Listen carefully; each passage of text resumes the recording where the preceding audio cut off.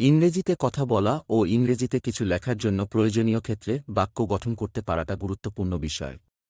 তাই ইংরেজি বলা ও লেখা সর্বোপরি ইংরেজি শেখার জন্য ইংরেজি বাক্য গঠনের বিষয়ে সর্বাধিক গুরুত্বারোপ করা উচিত। বারংবার অনুশীলন করার মধ্যে দিয়েই গুরুত্বারোপের বিষয়টি নিশ্চিত করতে হবে। বাক্যের যথাযথ অনুশীলন করা হলে ইংরেজি শেখার অন্যতম আরেকটি অত্যন্ত গুরুত্বপূর্ণ অনুষঙ্গ ওয়ার্ড মিনিং চর্চায় আলাদাভাবে সময় না দিয়ে পারা যায় কিংবা কম সময় দিয়ে পারা যায়। ফলশ্রুতিতে এই ভিডিওতে এমন কিছু বাক্যের সংযোজন করা হয়েছে যা চর্চার মধ্যে দিয়ে ইংরেজি বলা ও লেখায় ধীরে ধীরে পারদর্শী হয়ে ওঠা যাবে। বিশেষ করে ইংরেজি শেখায় যারা বেসিক লেভেল থেকে শুরু করতে চান তাদের জন্য বাক্যগুলো বেশ উপযোগী হবে। অন্যদিকে কিডস ও প্রবাসী শ্রমিক ভাইদের ইংরেজি শেখার ক্ষেত্রেও গুরুত্বপূর্ণ ভূমিকা পালন করবে। তো চলুন বন্ধুরা, বিলম্ব না করে শুরু করা যাক।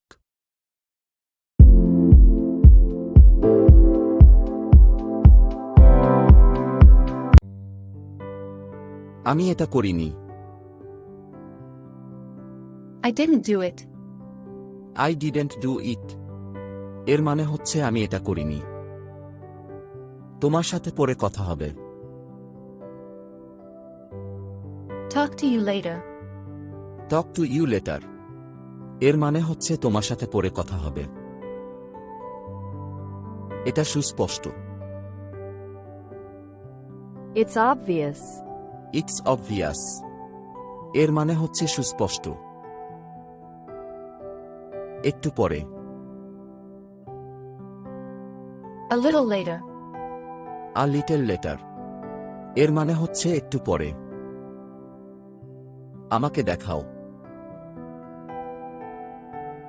Show me. Show me এর মানে হচ্ছে আমাকে দেখাও।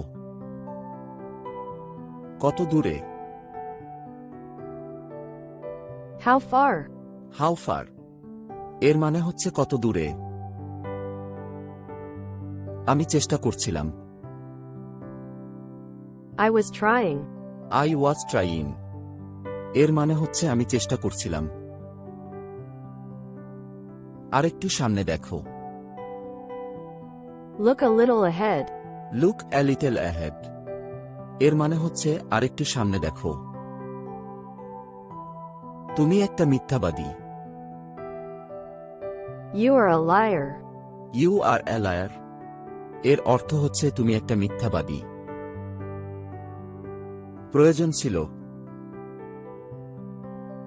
Was needed. Was needed এর মানে হচ্ছে প্রয়োজন ছিল। দৌড়ে পালাও। Run away. Run away এর মানে হচ্ছে দৌড়ে পালাও। এটা আমার মতামত। It's my opinion. It's my opinion এর মানে হচ্ছে আমার মতামত। কঠোর পরিশ্রমী। Hard worker. হার্ড ওয়ার্কার মানে হচ্ছে কঠোর পরিশ্রমী। কাজটি হয়ে গেছে। Work is done. Work is done এর মানে হচ্ছে কাজটি হয়ে গেছে। আমি জানি না। I don't know. I don't know এর মানে হচ্ছে আমি জানি না। প্রেমে পড়েছে। Fell in love. Fell in love এর মানে হচ্ছে প্রেমে পড়েছে। যে করেই হোক। At any cost. At any cost এর মানে হচ্ছে যে করেই হোক। আবার জিজ্ঞেস করো। Ask again. Ask again এর মানে হচ্ছে আবার জিজ্ঞেস করো। তাড়াতাড়ি কিছু করো। Do something quickly. Do something quickly এর মানে হচ্ছে তাড়াতাড়ি কিছু করো। ভদ্রভাবে আচরণ করো। Behave yourself. Behave yourself এর মানে হচ্ছে ভদ্রভাবে আচরণ করো। আমি এটাই অনুমান করেছি। I guessed so.